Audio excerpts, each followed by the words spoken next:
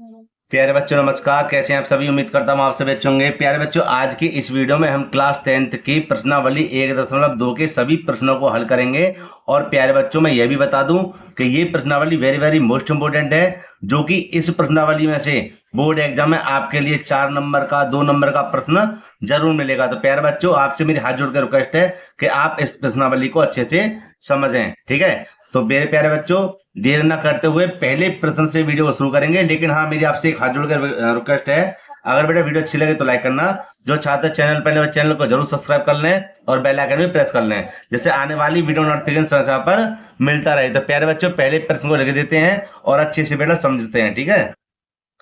तो बेटे, मैंने यहाँ पर पहला प्रश्न लिख दिया है और एक बार प्रश्न को पढ़ लेते हैं। लिखा हुआ है, सिद्ध कीजिए कि √5 एक अपरिमेय संख्या है। अब मैं आपको बता दूं, पेपर में 100% एक सवाल आपको जरूर मिलेगा। यहाँ पर √5 की जगह पर 2 भी हो सकता है, 3 भी हो सकता है, 7 भी हो सकता है, 5 तो है ही है, ठीक है? तो जैसे मैं इसको हल करूंगा इसी प्रकार आप उसको हल करना। खाली क्या है, संख्या चेंज हो जाएंगी। लेकिन हम क्या करेंगे, पहले जो हमें दिया हुआ है पहले इसके बारे में आपको समझाते हैं। तो लिखा हुआ है, दोबारा पढ़ते हैं। सिद्ध कीजिए कि √5 एक अपरिमेय संख्या है। देखो, ऐसे सवाल में क्या करेंगे, अपरिमेय के लिए कहा है तो हम इसका अपोजिट कर लेंगे, परिमेय मान लेंगे। क्या करेंगे, मान लेंगे। तो देखो बेटा, यहां पर हम लिख देंगे हल और लिख देंगे माना √5 एक परिमेय संख्या है। समझे? परिमेय संख्या है। तो परिमेय संख्या है तो यहां लिख देंगे √5 बराबर पी बट्टे क्यू। पी बट्टे क्यू क्या है भाई? कोई चीज बट्टे में आ जाए, है? जैसे 1/2, 3/5 क्या चीज होती है? परिमेय संख्या होती है। तो हमने इसको परिमेय संख्या के रूप में दर्शा दिया, ठीक है? लेकिन परिमेय संख्या हमेशा क्यू बराबर 0 नहीं होना चाहिए। ध्यान रखना भाई, 0 नहीं होना चाहिए, क्यू के स्थान पे 0 नहीं होना चाहिए, ठीक है? समझे? तो परिमेय संख्या कहलाई जाएंगी। वाह, पी और क्यू पूर्णांक हैं। कैसे हैं? पूर्णांक हैं। और हमेशा एक बात याद रखना, क्या? तथा इनका एचसीएफ किसका? पी और क्यू का एचसीएफ हमेशा एक होना चाहिए। क्या होना चाहिए? एक होना चाहिए, ठीक है? आगे चलते हैं। क्या अब हम क्या करेंगे, यहां पे ध्यान देंगे कि ये जो लिखा हुआ है √5 बराबर पी बट्टे क्यू, यहां पर हम करते हैं क्रॉस मल्टीप्लाई। क्या करें? Cross multiply. तो इसके नीचे ए लगाकर पी एकम पी हो जाएगा यहां पर हमारा। और √5 की जब क्यू में गुणा करेंगे तो हो जाएगा हमारा √5 क्यू। कोई परेशानी तो नहीं है? ठीक है, ठीक बेटा। अब आगे चलते हैं। क्या कि हम क्या करेंगे, दोनों तरफ करेंगे वर्ग। क्या कर देंगे? दोनों तरफ वर्ग। तो लिख देंगे यहां पर दोनों और वर्ग करने पर, दोनों और वर्ग करने पर, ठीक है? तो देखो, यहां पर वर्ग करेंगे हो जाएगा हमारा पी का स्क्वायर। क्या हो जाएगा? पी का स्क्वायर। और यहां पे ध्यान देना, इस पर जब वर्ग करेंगे इस पर, तो चलो मैं अलग से समझाता हूं आपको। थोड़ा सा पहले इसको ऊपर कर देते हैं ना, तो हम यहां पर समझेंगे कि अब मैं इसके ऊपर वर्ग करूंगा। देखो, ऐसे ही तो लिखा हुआ है p बराबर √5 क्यू। तो मैंने लिखा दोनों और वर्ग करने पर, तो हमारा हो जाएगा p का वर्ग और यहां भी वर्ग हो जाएगा। तो देखना, p का वर्ग का मतलब हो जाएगा p स्क्वायर। और देखो, वर्ग से वर्ग हो जाए कैंसिल, तो क्या आएगा? 5 क्यू स्क्वायर। क्यों भैया? क्योंकि इस पूरे पे वर्ग है? तो पूरे वर्ग के मतलब है इस प्रकार आ जाएगा। तो हम यहाँ पर यही चित्र लिखेंगे कि 5 क्यू स्क्वायर, ठीक है? लिख दिया। यह हो जाएगा हमारा क्या? समीकरण नंबर 1, ठीक है? तो चूंकि चूंकि पी स्क्वायर 5 से विभाज्य है। क्यों विभाज्य है? पहले देखो इधर, कॉमा लगाना है यहाँ पर, ठीक है? 5 से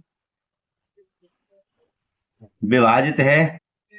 भाई यहां पर समझो, अगर कोई चीज 25 है और हम 5 से भाग लगा रहे हैं, तो 5 से विभाज्य है या नहीं है? तो 5 से हमारे 5 भी विभाज्य हो जाएगा, ठीक है? तो इसीलिए इसीलिए पी भी 5 से विभाजित होगा,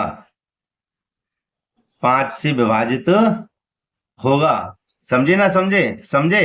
तो अब हम क्या करेंगे, हम यहां पर लिख देंगे माना P बराबर क्या, माना P बराबर यहां पर 5 ये रहे और हम R मान लेते हैं। क्या मान लेते हैं? R मान लेते हैं। ठीक है, तो आगे देखो लिखेंगे दोनों ओर वर्ग करने पर, तो लिख देंगे दोनों और वर्ग करने पर, वर्ग करने पर तो ये हो जाएगा हमारा क्या, पी स्क्वायर बराबर 5 पंजे 25 हो जाएगा और आर स्क्वायर हो जाएगा।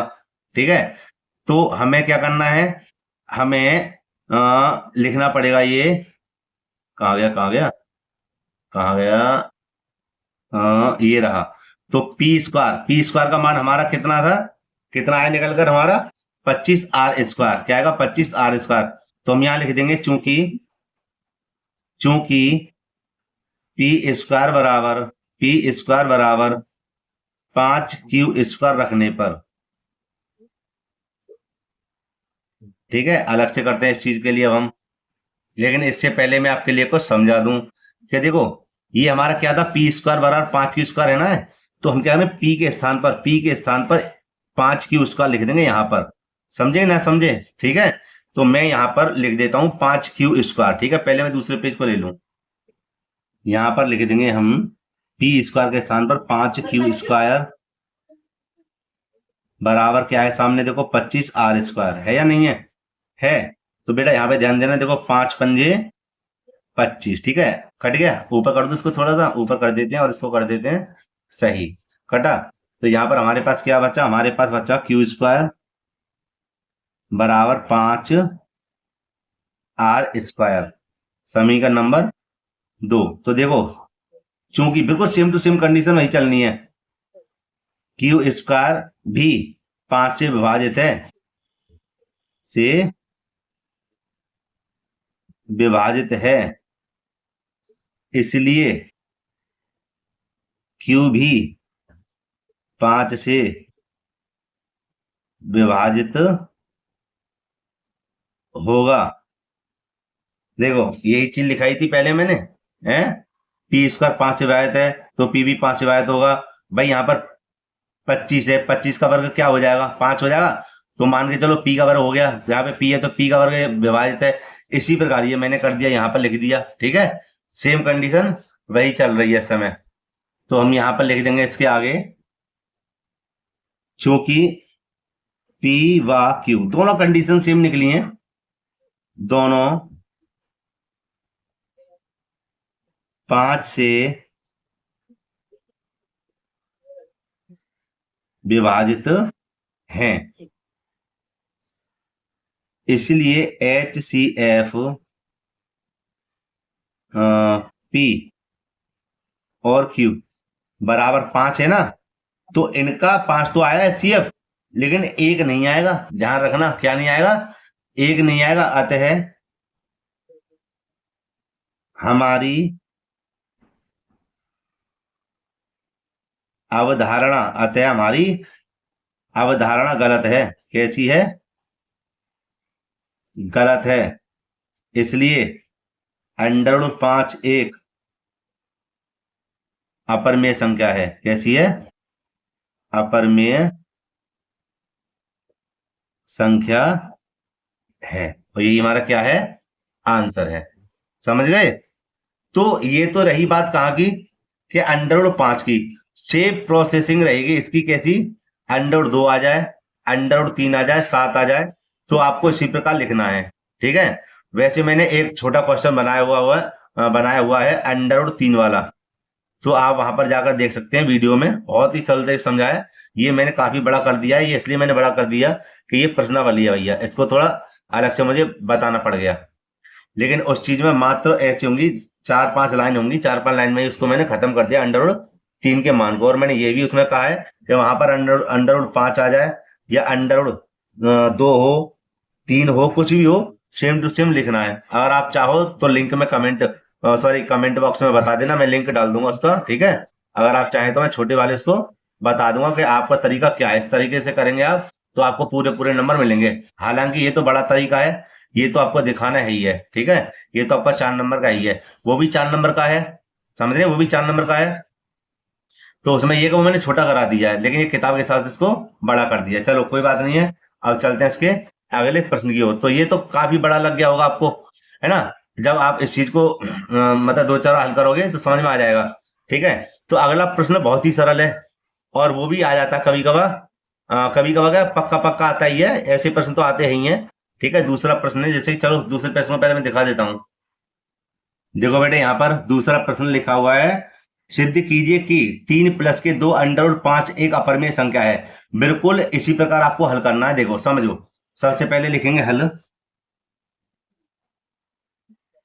और लिखेंगे माना, इसी चीज को उल्टा कर देंगे।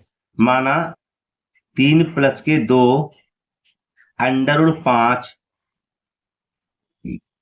एक परिमेय संख्या है। अपरिमेय कह रहा है, हम तो इसको क्या मानेंगे, परिमेय मानेंगे, ठीक है। परिमेय संख्या है, परिमेय संख्या है, ठीक है। तो 3 प्लस के 2 अंडर रूट 5 बराबर पी बट्टे क्यू। पी बट्टे क्यू क्या है, यह परिमेय संख्या है, और परिमेय संख्या किस रूप में लिखा जाता है, पी बट्टे क्यू के रूप में। लेकिन क्यू बराबर 0 नहीं होना चाहिए, समझे। वह पी और क्यू क्या है, पूर्णांक है। क्या है, पूर्णांक भी है ना। तथा वही चीज है यार, सेम टू सेम जैसे मैंने करी है। इनका HCF क्या होना चाहिए, HCF क्या होना चाहिए, 1 होना चाहिए, ठीक है। तो इसके बाद हम क्या करेंगे, यहां पर लिखेंगे 2 अंडर रूट 5 बराबर पी बट्टे क्यू, और ये जो 3 है, 3 को धर लेके आ जाएंगे, माइनस के हो जाएंगे क्या, 3, माइनस के क्या हो जाएंगे, 3। अब यहां पे ध्यान देना कि परिमेय संख्या और एक परिमेय संख्या जुड़े या घटे, वो परिमेय संख्या ही निकलती है। क्या निकलती है, परिमेय संख्या ही निकलती है, ध्यान रखना। परिमेय संख्या और एक परिमेय संख्या जुड़े या घटे, जैसे घट रही है तो परिमेय संख्या ही निकलती है, ठीक है। तो यहां पर हम ध्यान देंगे, यहां पर हमारी क्या है, अंडर रूट 5 बराबर पी बट्टे क्यू, माइनस के 3 ये रहे, ठीक है। और ये जो 2 हैं बट्टे में आ जाएंगे, लासा मत ले लेना, क्या आ जाएगा, बट्टे में ये बन जाएगा हमारा समीकरण नंबर 1। क्या बन जाएगा, समीकरण नंबर 1। इसके बाद में अब हमें क्या करना है, समझिए। चूंकि P बट्टे Q माइनस के 3 बट्टे 2 एक परिमेय संख्या है, समझे। तथा तथा हम जानते हैं तथा हम जानते हैं कि अंडर रूट 5 एक अपरिमेय संख्या है, अपरिमेय संख्या है। तो यहां पर हम लिख देंगे अतः, क्या लिखेंगे, अतः समीकरण 1 से, क्या जी 1 से, कि अंडर रूट 5 बराबर, ये जो मान है इसको लिख देंगे P बट्टे Q माइनस के 3 और पूरे के बट्टे 2 है। कैसा है, दोनों क्या बराबर हैं, नहीं है, समझे। इसलिए अतः हमारी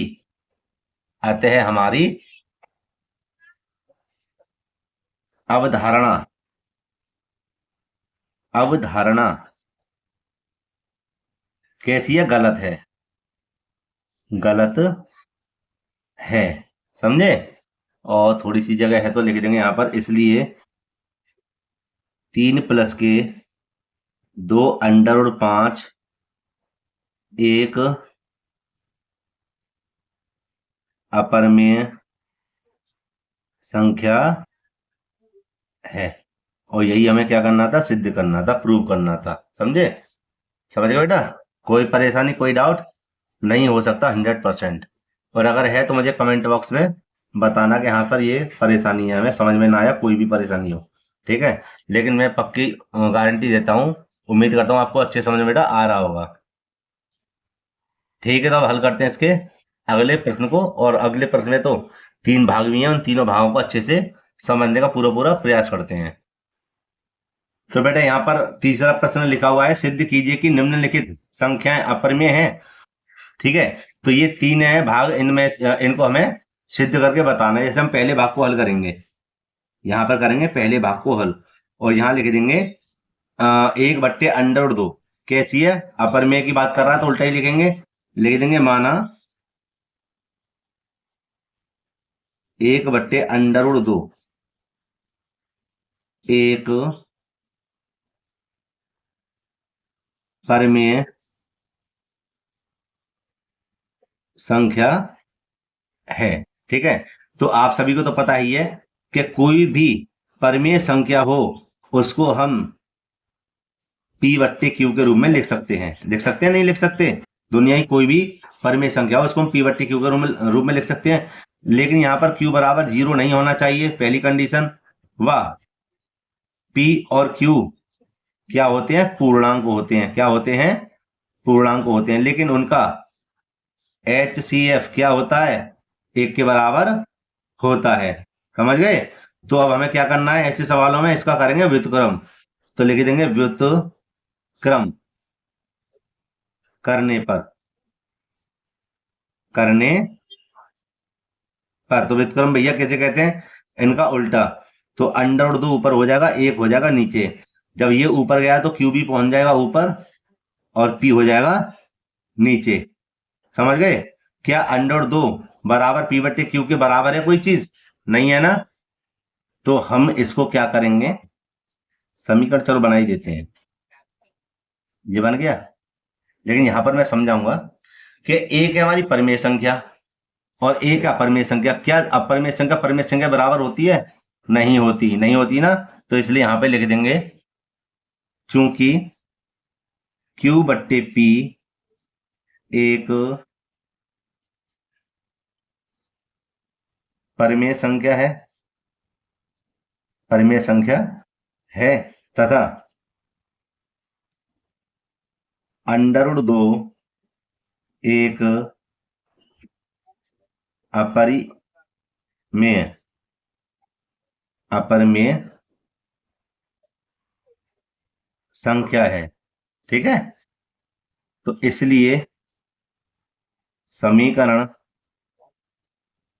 1 से क्या, कि √2 बराबर नहीं है किसके? Q/P के। है ही ना है? क्योंकि यहाँ परिमेय ही है, परिमेय तो ऐसे कैसे बराबर हो जाएंगे? ठीक है? इसलिए हमारी अवधारणा कैसी है? गलत है। तो यहां लिख देंगे अतः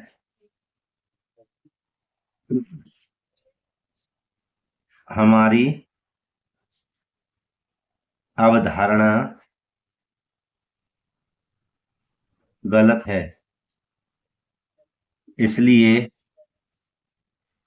1/√2 एक अपरिमेय संख्या है। ठीक है? और ये बेटा हमें सिद्ध करना था। ठीक? क्या हमारा आंसर हो गया? तो मेरे प्यारे बच्चों, उम्मीद करता हूँ यही भी प्रश्न आपको अच्छे समझ में आ गया होगा। ठीक है बेटा? अब हल करते हैं इसके दूसरे भाग को। तो इसके दूसरे भाग को देखते हैं। बिल्कुल भैया इसी प्रकार हल करते हुए चलेंगे। लिख देंगे माना, दूसरे भाग में लिखा हुआ 7√5 है ना, एक अपरिमेय संख्या है। तो कैसे करेंगे? माना 7√5 एक परिमेय संख्या है। 7√5 बराबर P/Q। Q बराबर 0 नहीं होना चाहिए, जो मैंने पहले सवाल में बताया था। पी और क्यू हमारे क्या हैं, पूर्णांक भी होने पूर्णांक हैं, ठीक है। तथा इनका HCF कितना होना चाहिए, क्या होता है इनका HCF कितना होता है, 1 होता है, ठीक है। तो ये क्या है हमारी एक परिमेय संख्या और ये बराबर परिमेय संख्या P बट्टे Q है ना। तो हम कैसे करेंगे इस चीज के लिए, सही करना है थोड़ा सा, क्या करेंगे कि हम क्रॉस मल्टीप्लाई कर देते हैं इसकी, है ना। तो हमारा √5 तो यहीं पर रह जाएगा और हो जाएगा हमारा P बट्टे में Q गुणा 7, कहां पर आया ये, गुणा में आ गया, ठीक है। तो हम इसको क्या कह सकते हैं, इसको हम बना देंगे एक समीकरण, √5 बराबर P बट्टे 7Q, ठीक है। अरे पूरे में लेना था, चलो कोई बात नहीं, ऐसे ही बना दो, है ना। समीकरण नंबर 1। तो यहां पर हम देख रहे हैं क्या, कि ये तो परिमेय संख्या है और ये अपरिमेय संख्या है, क्या दोनों बराबर हो सकती हैं, कभी नहीं हो सकती। बिल्कुल वही सवाल चल रहे हैं जो मैंने मतलब अभी मैंने पढ़ाया था पहला भाग, सेम टू सेम वही सवाल है भाई। एक अपरिमेय संख्या एक परिमेय तो कैसे भैया बराबर हो जाएगी, नहीं हो सकती, ऐसा तो हो ही ना सकता। तो इसलिए लिख देंगे चूंकि P बट्टे 7Q एक परिमेय संख्या है तथा √5 एक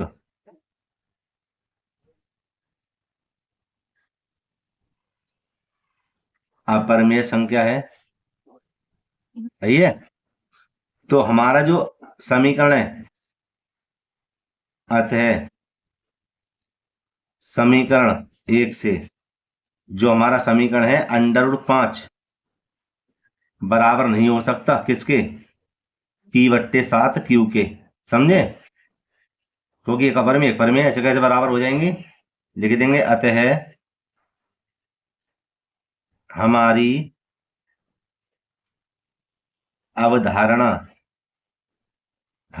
अवधारणा कैसी है, गलत है, गलत है।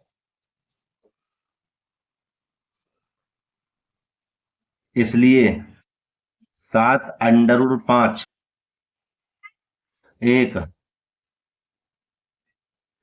अपरिमेय संख्या है, तो यही हमें बेटा सिद्ध करना था, ठीक है। तो ये भी मैंने बहुत ही सरल तरीके से समझा, सरल क्या, देखो सभी भाग एक से हैं, ठीक है। सभी में एक ही बात लिखनी है और मैंने आपसे कहा भी था कि एक को याद कर लो, रट लो, कुछ भी करो अपने हिसाब से, सभी एक ही प्रकार से हल होनी है। सेम टू सेम कंडीशन वही चल रही है। कि देखो मैं आपको बता दूं, ये पहली लाइन थी, इसके बाद में फिर मैं ये लिखता ही हूँ, है। फिर इसके बाद में देखो ये लाइन चलती है कि एक परिमेय एक अपरिमेय हो जाती है, वो अपरिमेय एक परिमेय हो जाती है, फिर समीकरण बन जाता है, फिर कंडीशन वही रहती है, लौट फिर के वही काम हो जाता है ना, समझे। तो इसी प्रकार इसको आप भी देख लो, हल करते कल कर लेना अगर बोर्ड एग्जाम में आ जाए तो। अब हल करते हैं इसके चौथे भाग को, चौथा तीसरा तीसरे भाग को, ठीक है। तो तीसरे भाग क्या हमारा 6 प्लस के √2, इसको लिख लेते हैं। तो ये हमारा लिखा हुआ 6 प्लस के √2, ठीक है। चीज वही करनी है, लिख देंगे माना 6 प्लस के √2 एक परिमेय संख्या है, और 6 प्लस के √2 बराबर P बट्टे Q। ये चीज मैं लिखाई थी, नहीं लिखाई थी, देखो फिर मैं वही लिख रहा हूं, है ना। Q बराबर 0 नहीं होना चाहिए, ठीक है। वह P और Q क्या है, पूर्णांक हैं, क्या है, पूर्णांक हैं।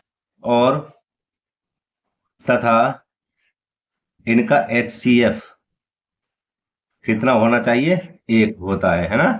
तो यहां पर हम लिख देंगे इसी चीज को, यहां पर क्या लिखेंगे कि 6 प्लस के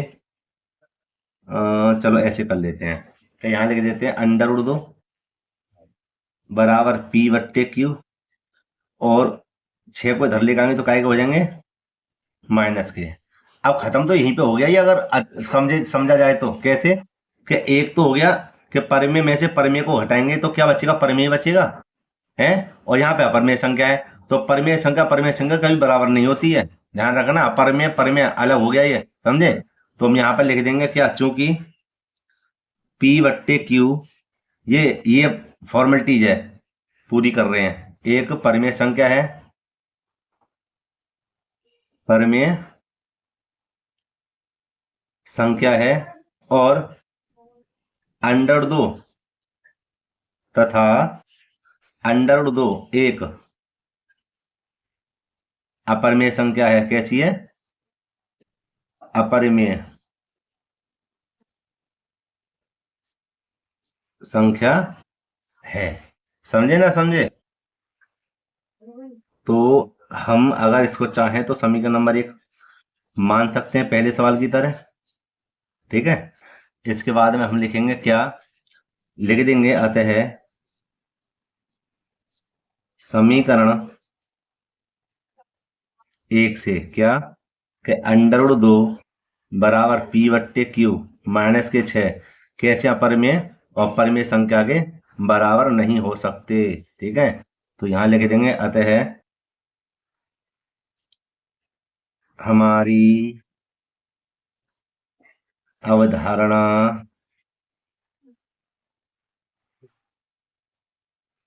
गलत है, ठीक है। तो 6 प्लस के अंडर 2 एक अपरमेय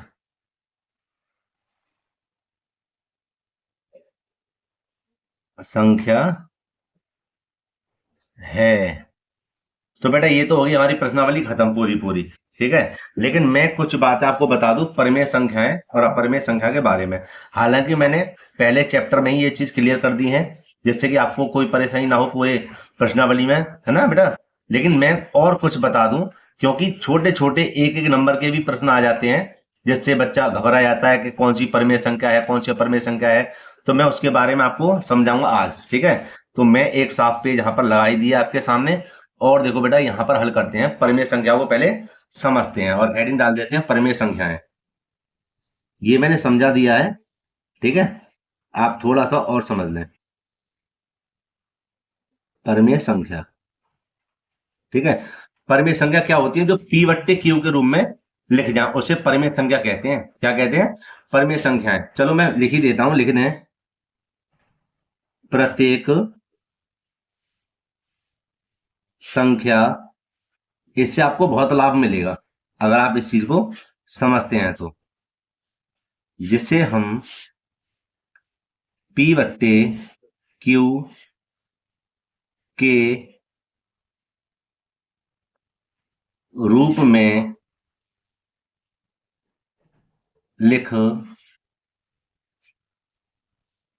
सकते हैं, जहां Q बराबर 0 नहीं होना चाहिए व P और Q क्या है, हमारे पूर्णांक हैं। क्या है, पूर्णांक हों, ठीक है।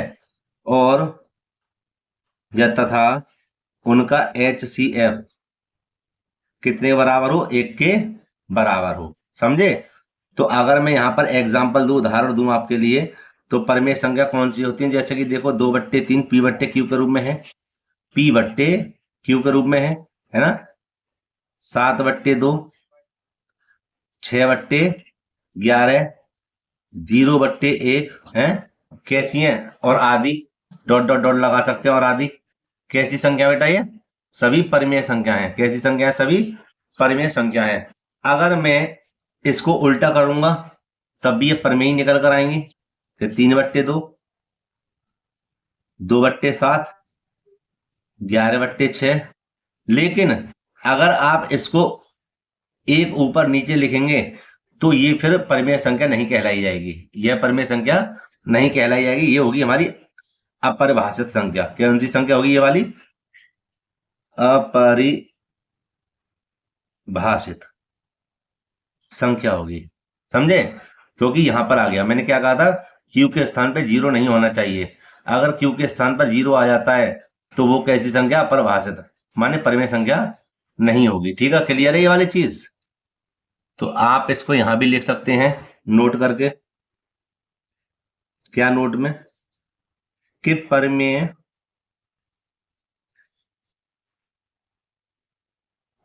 संख्या का व्युत्क्रम, व्युत्क्रम, व्युत्क्रम माने जानते हो उसका उल्टा करना, जैसे मैंने व्युत्क्रम किया है। व्युत्क्रम परिमेय ही होता है। ये पेपर में आया था, ध्यान रखना। परिमेय होता है शून्य को छोड़कर, शून्य को छोड़कर। ठीक है। तो आपसे अगर कहा जाए कि पाई एक कैसी संख्या परिमेय और अपरिमेय है, तो ध्यान रखना पाई का परिमेय संख्या है, क्योंकि पाई के रूप में लिखी हुई है, अपरिमेय संख्या है। और अगर पाई का मान लगा दूं मैं यहां पर 22/7, तो फिर ये परिमेय। अब भैया कैसे परिमेय संख्या है ये इसलिए परिमेय क्योंकि अब ये बट्टे में आ गई। कैसे आ गई? बट्टे में आ गई, इसलिए ये परिमेय है। ठीक है, कोई परेशानी? कोई परेशानी नहीं है और होनी भी नहीं चाहिए, क्योंकि मैंने अब बिल्कुल बेसिक पकड़ लिया और बेसिक कराना मुझे बहुत जरूरी था। हालांकि मैंने प्रश्नावली 1.1 में ही इस चीज को समझा दिया है। ठीक है, और आपके अच्छे समझ में आ ही जाएगा। बात तो यही है कि आपके अच्छे समझ में आ जाएगा, परिमेय और अपरिमेय संख्याएं समझ जाओगे तो। उस प्रश्नावली में प्रश्न के आधार पर ही मैंने पूर्णांक और प्राकृतिक संख्याएं, सभी संख्या मैंने बताई हैं। ठीक है, और अगर कोई चीज में आपको डाउट हो तो आप समझ भी सकते हैं, मुझे कमेंट कर देना। वास्तविक संख्या के ऊपर एक वीडियो बना देंगे जिससे पूरी पूरी बातें बेटा समझ में आ जाएंगी। क्लियर है ना? तो प्यारे बच्चों, वीडियो को मैं यहीं पे समाप्त करना चाहूंगा। अगर बेटा वीडियो अच्छी लगी हो तो लाइक करना। जो छात्र चैनल पर नए हैं चैनल को जरूर सब्सक्राइब कर लें और बेल आइकन को भी प्रेस कर लें, जिससे आने वाली वीडियो नोटिफिकेशन समय समय पर मिलता रहे। तो प्यारे बच्चों, मिलते हैं इसी प्रकार की एक और वीडियो साथ। जय हिंद।